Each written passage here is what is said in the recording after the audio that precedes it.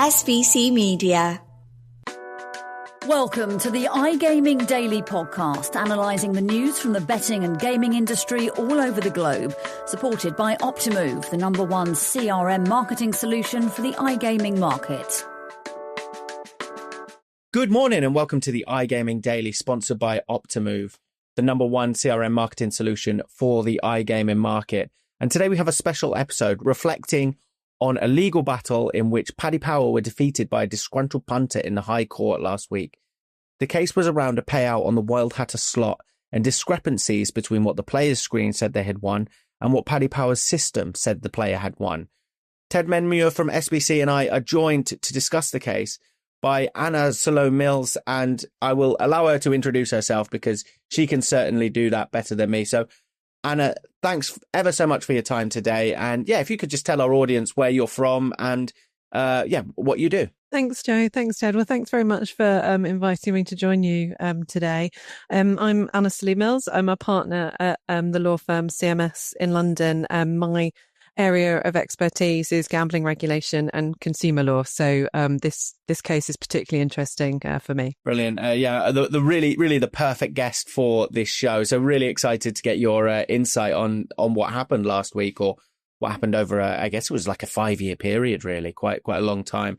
Anna, but just to kick us off, if you could, just from your perspective, just provide us a little bit more context about the case. And also, were you surprised by last week's outcome, or did you expect that? I would say I wasn't surprised. We've had a few of these like big cases in recent years where the gambling operator was successful and somewhere where the player was ultimately responsible. On these particular facts, the outcome wasn't particularly surprising, and the case is really just a good reminder of the rules that operators need to bear in mind when trying to rely on these kind of so-called errors terms in their terms and conditions. But what it really the kind of crux of it is Mrs. Derber saw on her screen that she had won. There was no ambiguity in that. But the Paddy Power main terms and conditions said that the RNG result was determinative in the event of an error. And what had happened in this Wild Hatter game, which is a red tiger game, is that there was a software mapping issue in the background, and the animations that the player was seeing on screen weren't linked up properly to the result in the back end and what the RNG, the random number generator, was determining. What was more tricky for Paddy Power is that their game rules, so they had multiple sets of terms and conditions, their games rules were worded to the effect that also seemed to suggest that what the player would see on screen would take precedence. The games rules said, spin the wheels to determine what jackpot you win. And then in another set of terms and conditions, it said if there's a conflict between what you see on screen and the RNG result, the RNG or the game server result would take precedence. And that was the crux of this case. Hi, Anna. As a legal expert and within your remit of gambling regulation and consumer rights, where do you see this lawsuit falling? Is it more towards the technicalities of regulation or actually towards consumer rights? It's very much about consumer rights. This is a great illustration of all the different rules, all the different consumer protection rules that you need to bear in mind when, operators are drafting these standard terms and conditions. Yeah. And Anna, you mentioned it was a software mapping error, right? That really led to this incident. That is correct me if I'm wrong, that is a human error rather than a technical error. Yes, that's right. And that was another one of the issues. So it was found to be a human error. In the kind of the software mapping in the back end. And another one of the issues that the judge found is that Paddy Power's terms and conditions weren't clear enough when they talked about systems and communication errors, that should be wide enough to also capture human errors. Okay, how significant that was significant, right? The fact that it wasn't a technical glitch, but instead was a human error. That was potentially big in the outcome of the case. Yes, yeah, it very much turned on the facts, this case. But yes, that was another one of the issues that went against Paddy Power. So, I mean, taking it back to operators, I mean, how binding are terms and conditions, especially applied to the mechanics of a slot and the prizes it rewards? Yeah, well, so again, this case is, it doesn't really set any new precedent, but it's a really good illustration of why all these things are important. So the first issue to look at when looking at your terms and conditions is, are your terms consistent? Are they saying, or are they potentially saying different things in different places? And that was one of the issues with Paddy Power. They were suggesting one thing in their games rules and saying something else in another set of terms and conditions, and the games rules took precedence. Then how binding are your terms and conditions? Well, generally the courts accept that click wrap terms, you click to accept, is absolutely fine to create a legally binding contract. However, if there are any terms in your terms and conditions which are deemed to be onerous or unexpected for a consumer, you need to do more to bring them to a consumer's attention in order for them to be binding. So you may have individual terms and conditions which aren't legally enforceable against a consumer if they're unexpected or onerous. And again, that was a problem in this case. And then finally, you can also have terms which aren't fair because the way that they're drafted is unfair on the consumer. So there's a kind of, how are your terms and conditions presented, and how are they drafted? And you need to get all of that right in order for them to be enforceable. So the judge in this court case thought that the terms that Paddy Power drafted just gave them absolute right to the operator. And that was deemed as an issue, wasn't it? Yes, it was the unfairness. So yeah. the term, one of the terms that Paddy Power sought to rely on said, if there's a discrepancy between what you see on screen and the results on the Paddy Power server takes precedence. And then there was an exclusion of liability where they said they didn't have to pay out in the event of the error. And the judge took issue with the drafting of both of those clauses and said that they were effectively too broadly drafted in Paddy Power's favour to be enforceable against a consumer. Wow, that's really interesting. And obviously a big case. Do you think it could indicate that online gambling companies will kind of move forward to make terms and conditions more accessible and transparent?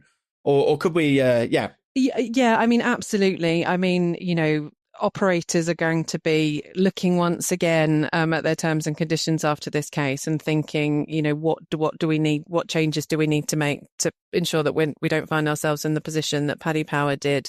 Like I said, there's been a few cases in recent years. There was, Green and Betfred where sort of similar issues. And at that time, all of our gambling operator clients were on the phone saying, can you check our terms and conditions? We don't want to be in this case. But yes, it will be, as I said, it will be a case of, the way that terms are presented. How are you highlighting those really important clauses that you want to rely on, like error clauses? Are you just burying, I think at one point in the judgment, the judge said that the clauses that Paddy Power sought to rely on were buried, in the middle of 45 pages of small print. That's not enough. Are you providing a key term summary? Are you actually, you might even go as far as to kind of flag these terms as disclaimers kind of in the user journey. You've got to balance the kind of user experience with wanting to be able to enforce these clauses, of course. But the operator's going to be looking pretty closely at their terms and conditions again, I think, after this case. But looking back at what was contested and how Paddy Power responded, now one of the things that they explained was the random number generator, its server, and the feedback, which did tell the customer that an error had happened and that she got given the wrong payout was displayed to her. Why couldn't that be applied to this case in defence of Paddy Power? That the display had shown the wrong number, and that Paddy Power's customer service support had actually shown her proof that there was an error. So I think when she was playing the game, there was no ambiguity. She was shown, it was a Wheel of Fortune game, and the wheel, she spun the wheel and it landed on Monster Jackpot, and the Monster Jackpot was what was going to entitle her to £1 million.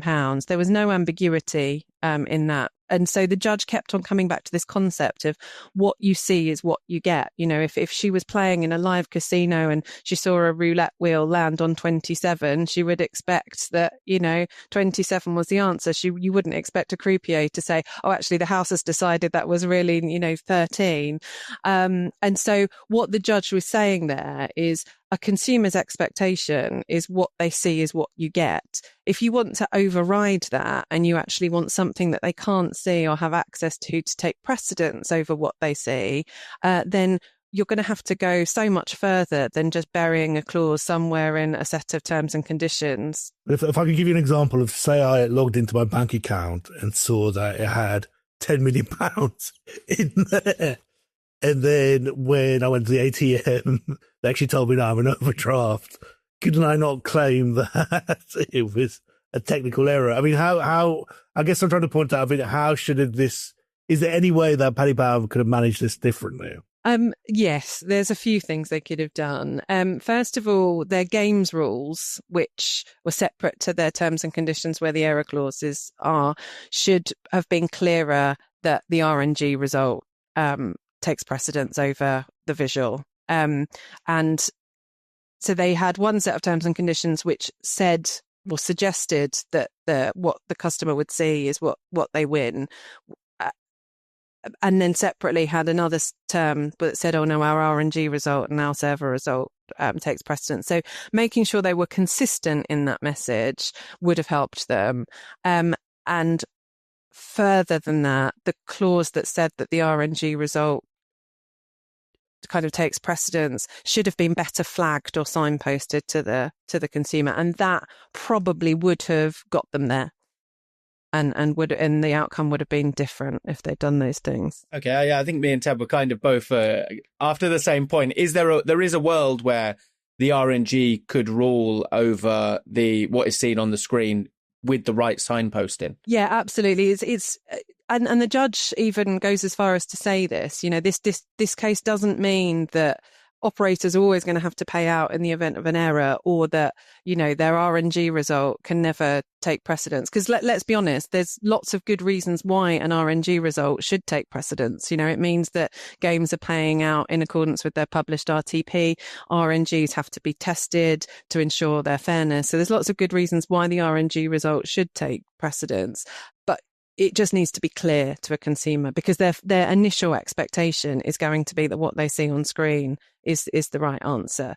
But not only is it about making sure those terms are clearly flagged, but it's also about the drafting of the clause. So in this clause, in this case, the judge took issue with the breadth of the errors clause that Paddy Power were seeking to rely on. So those clauses need to be extremely carefully drafted to make sure that they then don't become an unfair term, which even if they were very, very prominently, presented to the consumer, you still couldn't then rely on. So there's a bit of legal wizardry involved in getting that right. SBC Leaders connects the gambling industry's top-tier operators and associations to share the best ideas, collaborate on solving the biggest issues, and push innovation throughout the betting and gaming industry. If you're an operator and want to join the discussion, visit sbcleaders.com for more information. Yeah, it's a real fine line, isn't it? It's a real fine line. And also, I guess if Ted does find £1 million in his bank tomorrow morning, he should still come to work on Monday. I'm giving Anna the call. Anna, I wanted to ask you about the role of Red Tiger as well, obviously the supplier in this. Yeah, but where do they stand? This is an interesting predicament for them, right? Yeah, exactly. I would love to be party to the conversations that are going on between Paddy Power and Red Tiger. So the case was brought against Paddy Power because Mrs. Derber had a contractual relationship with Paddy Power. She didn't have a contractual relationship. It's unlikely she had a direct contractual relationship with Red Tiger. So she's brought her claim against Paddy Power because a contract-based claim is the most straightforward. However, behind the scenes, there's obviously a contract in place between Paddy Power and Red Tiger under the game supply agreement. And we negotiate lots of these agreements all the time. And a payout errors clause is probably one of the, most hotly negotiated clauses in one of those agreements. So although Paddy Power has had to pay out over £1 million to Mrs. Derber, depending on what the agreement says between Paddy Power and Red Tiger, they might be able to recover some or ideally all of that from Red Tiger.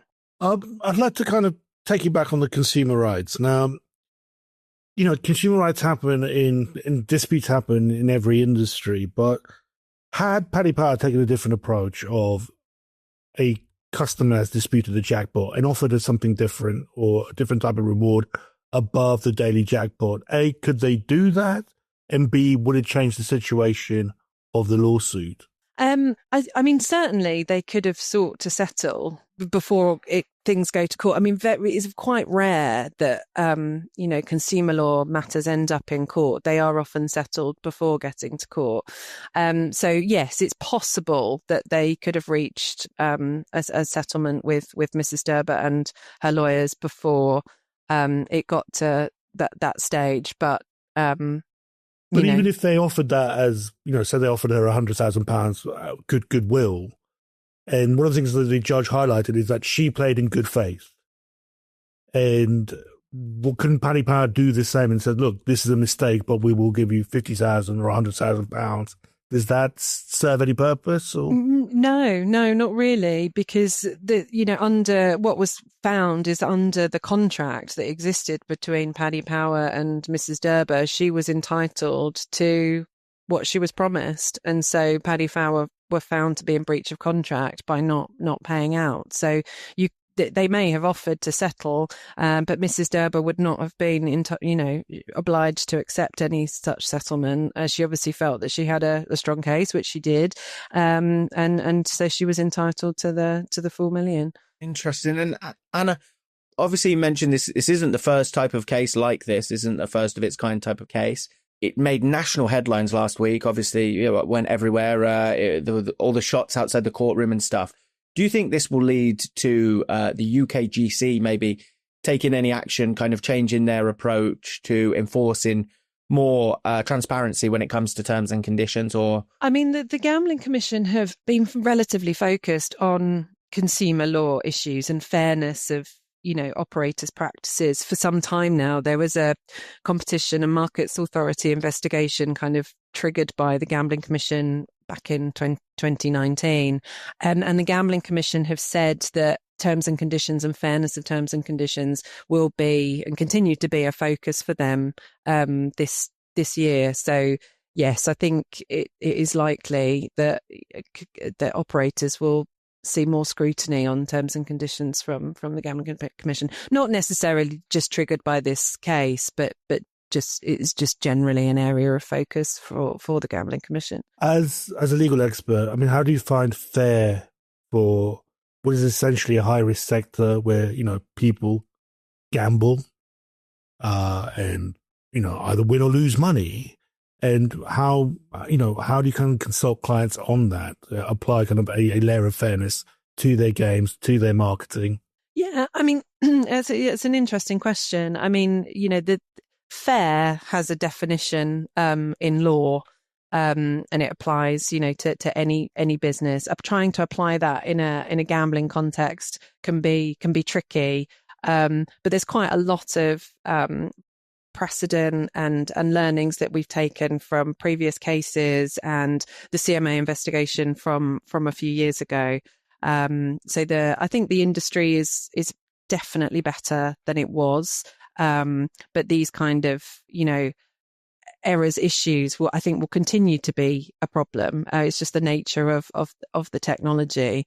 But I think consumers are also learning more about how these things work. And so there's a kind of, an expectation. So yeah, it's interesting cases and interesting times to be a consumer law and lawyer in this space. It really is. And last week showed that. It really highlighted it with this case. I guess to close us, Anna, and Ted and I could pick your brains all day on this subject. It's so interesting. But just to close us off, what would you be the key lessons from this case that you would identify as we kind of move forward and look to keep progressing, moving on? I mean, I think the key things is that operators need to have their terms and conditions reviewed and have them reviewed regularly, probably like an annual cycle of reviews. And it's, as I said, it's identifying those kind of clauses that might be onerous or unexpected to consumers and working out a way of better signposting and flagging those to consumers. So that's one thing. How are they actually presented and brought to the attention of players? And the other thing is very, very careful and precise drafting of those terms and conditions. The other things that the judge took issue with is having lots of different sets of terms and conditions and inconsistent terms and conditions. So it's sort of taking a holistic look at those terms and conditions and reviewing them regularly, because it is possible to get it right. It's just quite difficult to get it right. They really have to align with everything, right? Even like game marketing and everything like that. Absolutely. If there's any contradictions, you're kind of liable. Yeah, it's really interesting how they have to align with kind of every element of the game, even the game marketing. And that's a really strong way to close us off, and a really interesting episode. So thank you ever so much for your time. And it will be great to have you back on as well to talk more consumer rights as this situation continues to unfold, and I'm sure comes up again soon. But yeah, thank you ever so much for your time. And thank you, Ted. And thank you to everyone for listening as well. Thank you for listening to today's iGaming Daily podcast, supported by Optimove, the #1 CRM marketing solution for the iGaming market. If you want to find out more about some of the subjects raised today, feel free to explore any of the sites in the SBC News network or check out the latest edition of the SBC Leaders magazine. Happy reading.